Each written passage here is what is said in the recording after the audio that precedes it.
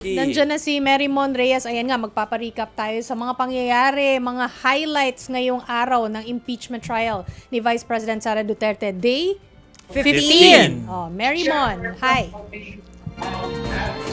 Jovi Chiqui Mase, sa cross-examination ng depensa kanina na pinangunahan ni Atty. Cristina Ferrer, ang yung ilan sa ginawa nila ay yung pag-iisa-isa sa ilang intelligence confidential activities ng Office of the Vice President para nga masuportahan itong liquidation na ginagawa doon sa COA.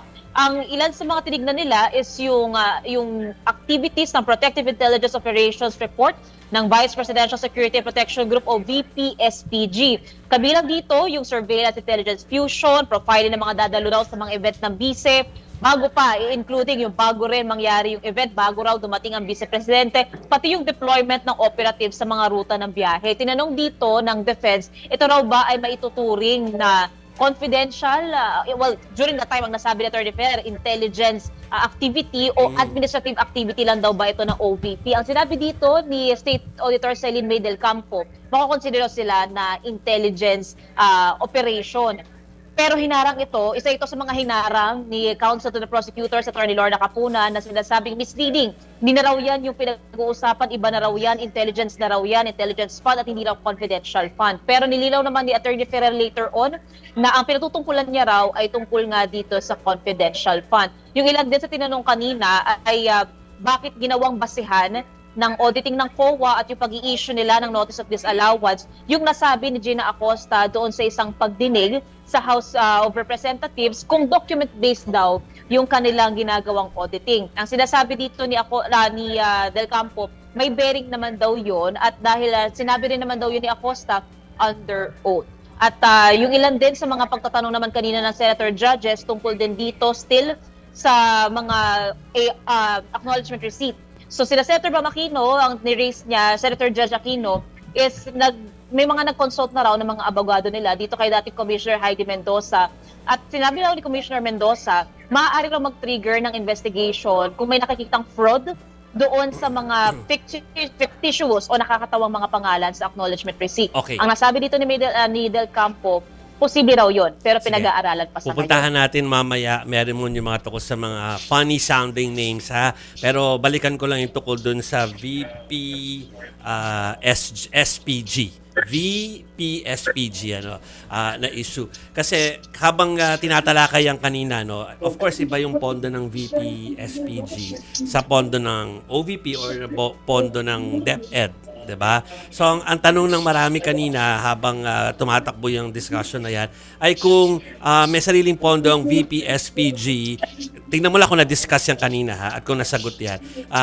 Saan parang bakit magkaiba sila ng pondo, so saan ginamit yung mga pondo na yon kung pagdating sa audit, yun ang gustong ipunto ng mga tao. Jovi, natanong din yan kanina na since sa ngayon wala na muna raw intelligence fund, confidential fund, itong ahensya nga na hawak ng bise, saan ngayon kung sakali man yung pondo ulit nanggagaling para dito sa VP-SPG? Ang nasabi dito ni Del Campo, una meron naman daw itong regular allocation, pero sa case na ito ngayon, sa PSG naman daw siya under. Since nga nung uminit nga yung issue tungkol dito, na-dissolve, kaya napunta sa ilalim na PSG, etong budget para naman sa mga aktibidad nitong VP-SPG. Pero yun nga, yun yung ilan sa mga tinatanong din kanina, kung pagkakunwari ba sa personal activities ba ng Vice Presidente, pwede raw ba itong paggamitan ng confidential fund? Ang nasabi naman ni Del Campo, hindi pa rin maaari ayon sa Joint Circular 2015-01.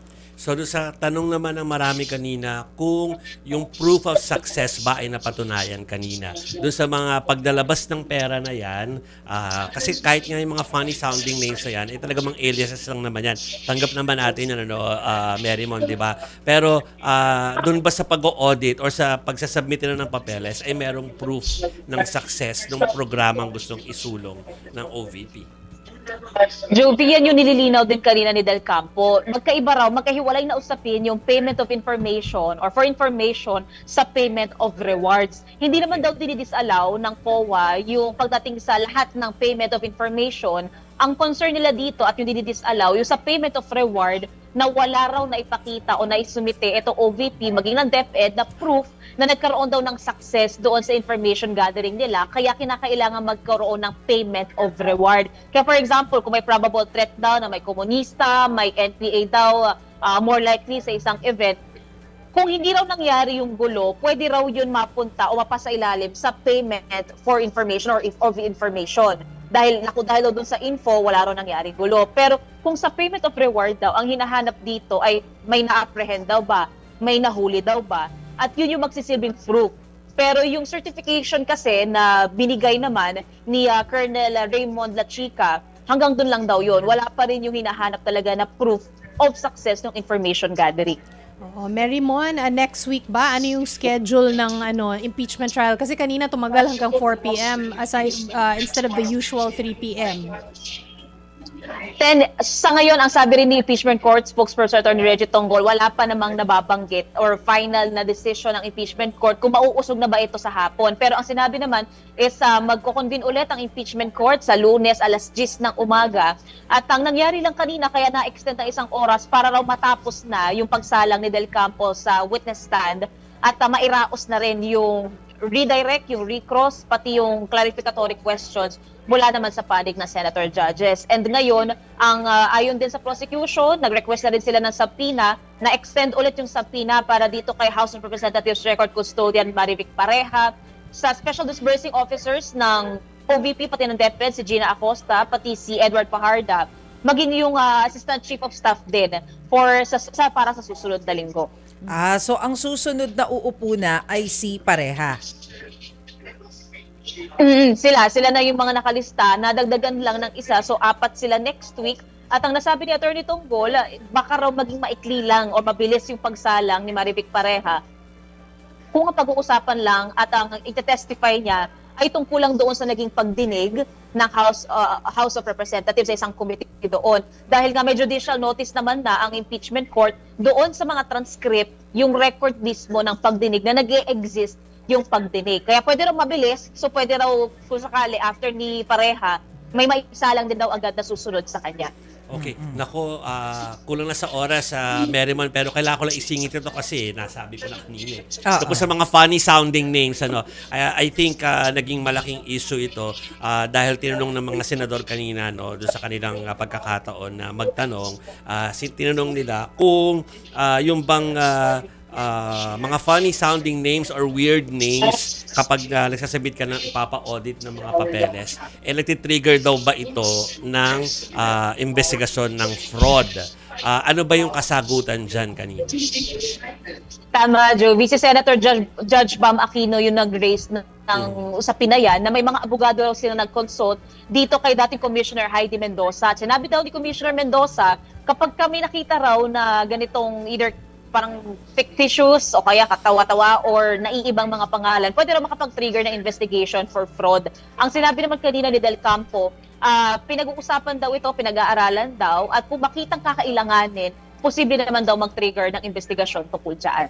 Pero ang sinasabi, hindi dahil sa mga pangalan, kundi kapag pina-flag nila, pag alam mo, nakita nila na weird yung pirma. Tama ba yung intindi ko ng weird yung pirma o kaya double yung pirma or hindi posible na makapirma ang isang tao sa iba't ibang lugar? Tama ba? Na ganun yung intindi? Okay. Tama, Jovi. Tsaka ang sinasabi ni Del Campo, ang ine-expect nila sa kada acknowledgement receipt, may isang tao lang na kalakip nitong resibong to. Kaso yun nga, yun yung pruwebang hinahanap nila mula sa parte naman na OVP pati ng DepEd. Pero ang malinaw pa sa ngayon, dahil wala pa ngang natitrigger na investigasyon, compliance audit lang at document-based lang. Kaya ina-assume na raw ng COA na regular itong mga impormasyon na nakalagay sa acknowledgement receipts at wala silang investigasyon o alam pa sa tunay na pagkakakilanlan nitong mga ito. Okay, yan na muna. Maraming salamat sa iyo, Mary Mon Reyes.